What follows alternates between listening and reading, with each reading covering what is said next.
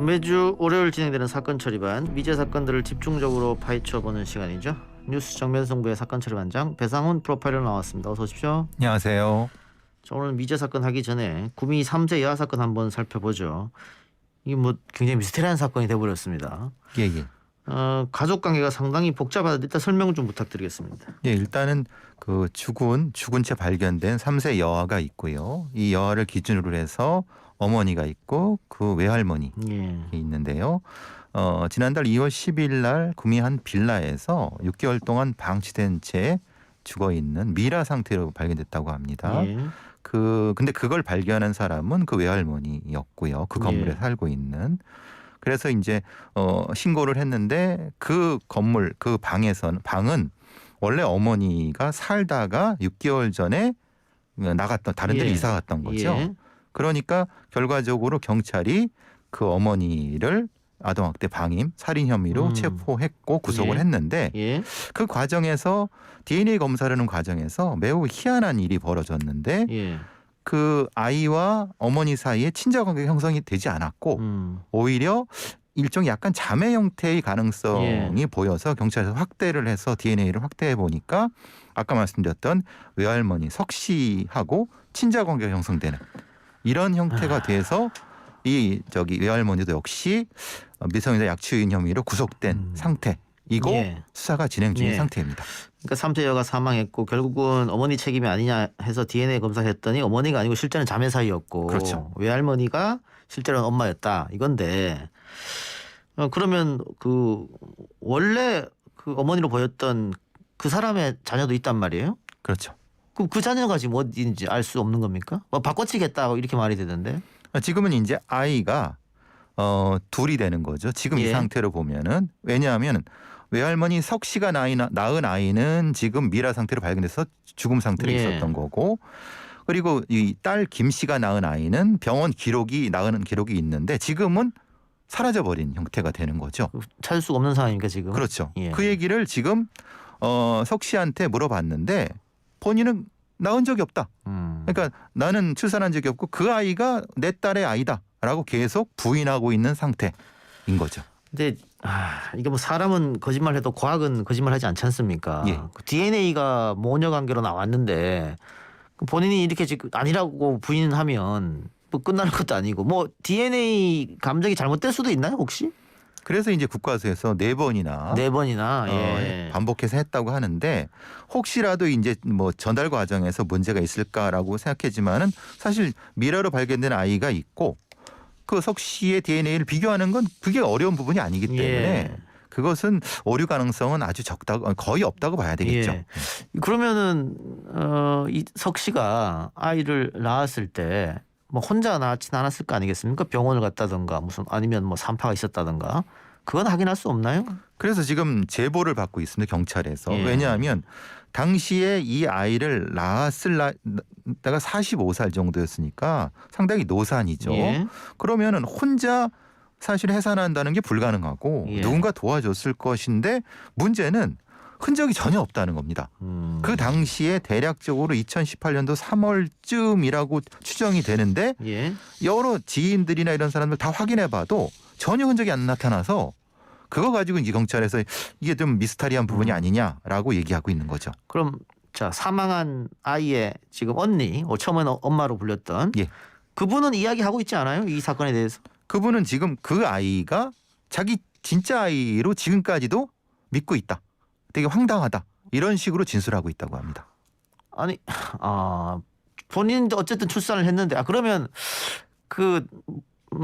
엄마 몰래 이렇게 아이가 바꿔치기 됐을 가능성도 있을 수 있겠네요. 왜냐하면 그 가능성 경찰에서 많이 보고 있는 것은 이 김 씨가 해산을 하고 그 상태에서 요양하러 이제 친정 엄마죠 석 씨 집에 와서 있었다고 합니다. 그때 바꿨을 가능성도 있다. 그래서 그 가능성을 가장 높게 보고 있는데 문제는 이 상황에 대해서 김 씨도 전혀 이해를 그러니까 모른다고 하고 석 씨도 전혀 아니라고 하는 상태인데 DNA는 그 아이가 석 씨와 친자 관계인 것 정도는 팩트인 겁니다.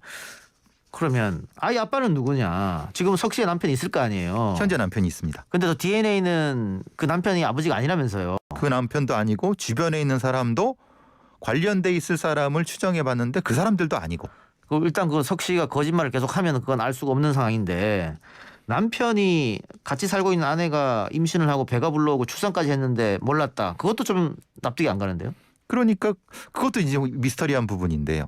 근데 이제 여러 사람들의 얘기가 또 다른 얘기가 있는 것은 사실 뭐 이 여러 가지 좀 옷 자체가 좀 풍성한 옷을 입고 있으면은 사실 7, 8개월까지는 모를 수 있지 않느냐라고 주장하는 사람도 있고 사실 그 부부관계가 원만하지 않으면은 모를 수 있다고 하는 사람도 있고 근데 현재로서는 그 사람은 그 남편은 자신은 관련이 없다. 모른다.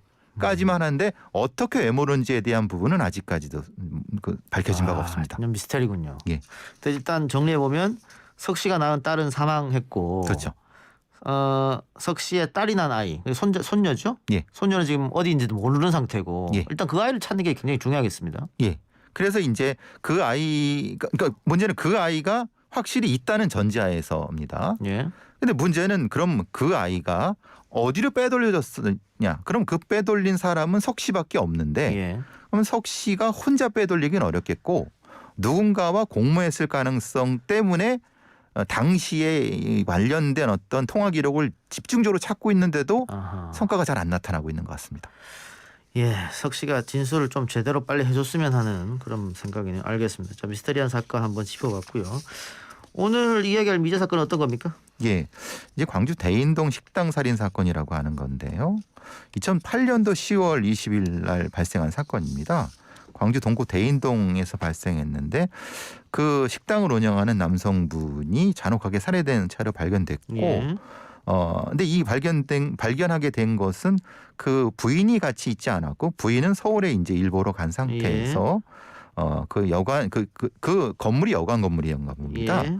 여관 위에 있는 사람한테 그 남편을 확인해 달라고 하는 과정에서 문을 열고 들어가자 그 가게에 상당히 많이 피를 흘린 상태로 쓰러져. 그러니까 둔기를 여러 번 망치로 가격당한 이런 상태로 쓰러져 있는 거를 발견해서 낸 사건입니다. 예. 그러니까 아내는 외출을 한 상태고 남편 혼자 있었는데 전화를 안 받아서 그 옆집 사람한테 좀 가봐달라 했더니 둔기에 맞아서 피를 흘리며 쓰러져 있고 사망했다 이 말씀인데. 예. 그러면 일단은 강절도를 한번 생각해 볼 수 있겠네요. 만일 그 없어진 물건이 있다면 없어진 물건이 있었습니까? 근데 이게 참 황당한 상황이 뭐냐면 이분이 차고 있던 금반지와 금시계줄 당시 뭐 시가가 360만 원이니까 적지 않은 거죠. 예. 근데 그거는 없어졌는데 예. 문제는 식당이라고 하면 계산대가 있지 않겠습니까? 예.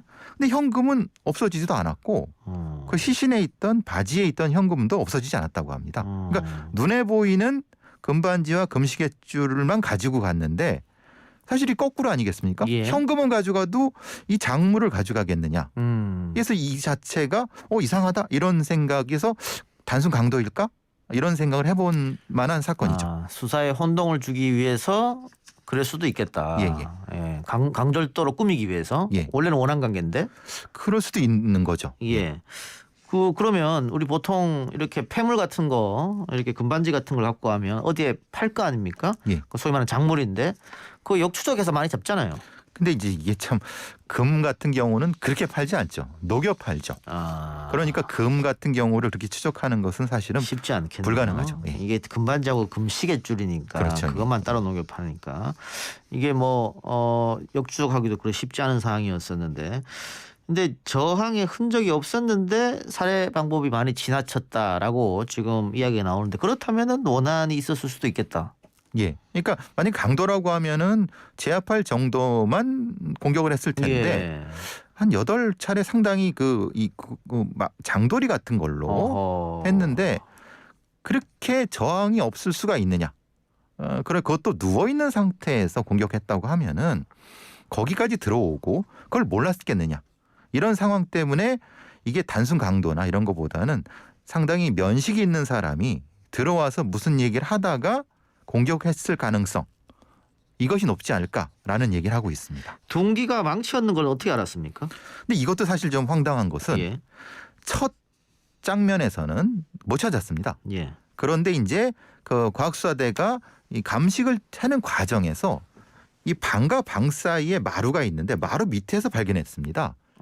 근데 그게 혈흔이 있는 상태가 아니라 이 범인이 이걸 깨끗이 닦아서 그러니까 물로 닦아서 봤더니 이 혈흔은 없는데 루미놀로 말하는 거기에 이제 흔적이 남아 있는 상태였죠. 혈흔 흔적은 있었고. 예. 근데 좀 이상하지 않습니까?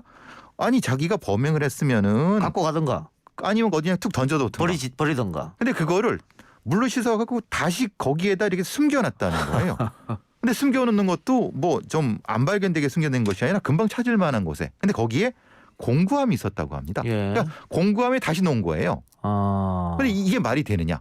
왜냐하면 밤에 공격을 하고 그랬다고 하면 그 자리를 아는 사람이야 가능하지 않겠느냐라고 하는 추정이 가능한 거죠. 그러면 이 망치를 범인이 들고 온 게 아니고 그렇죠. 그 집에 있는 공구함에서 꺼냈다.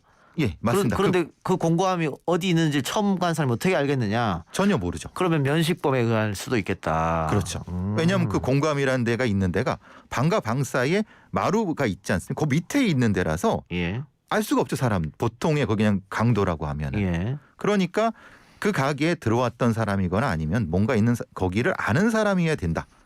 그러면 후두부를 8번 가게에 간 걸 보니까 면식범. 그럼 면식범 혹은 원한 예, 이렇게 예. 간 거죠. 예, 예. 근데 미리 흉기를 안 들고 갔다고 하면 찾아가서 뭐 이렇게 이야기하다가 말다툼 중에 갑자기 그 공감이 생각나서 그럴 수도 있지 않습니까? 그러니까 계획적이 아닌 우발적으로. 그렇다고 하면은 우발적이라고 하면은 뭔가 이제 그걸 찾는 신용이라든가 이게 이제 시간이 걸려야 되는데 예. 근데 이 피해자는 뒷부분을 누워 있는 상태에서 맞았다고 하면은 그게 좀 성립이 되느냐? 얘기가 뭐 이렇게 얘기를 하다가 그럼 자러 가는 거를 이렇게 뭐 공격했느냐? 이 부분이 되고 상당히 그 이 상황이 도망가는 상황도 그럼 보통은 문으로 나와야 되지 않습니까? 예. 근데 뒤쪽으로 나와서 골목 건물과 건물 사이를 이렇게 빠져나왔다고 합니다. 아, 그럼 지리를 아는 사람이겠네요. 그 공간을 아는 사람이죠. 그러니까 어떻게 나와야지 바깥에서 시야가 없다는 걸 아는 사람이죠. 아니 그럼 여러 가지 정황을 봤을 때 면식범이 분명한 것 같은데. 그렇죠.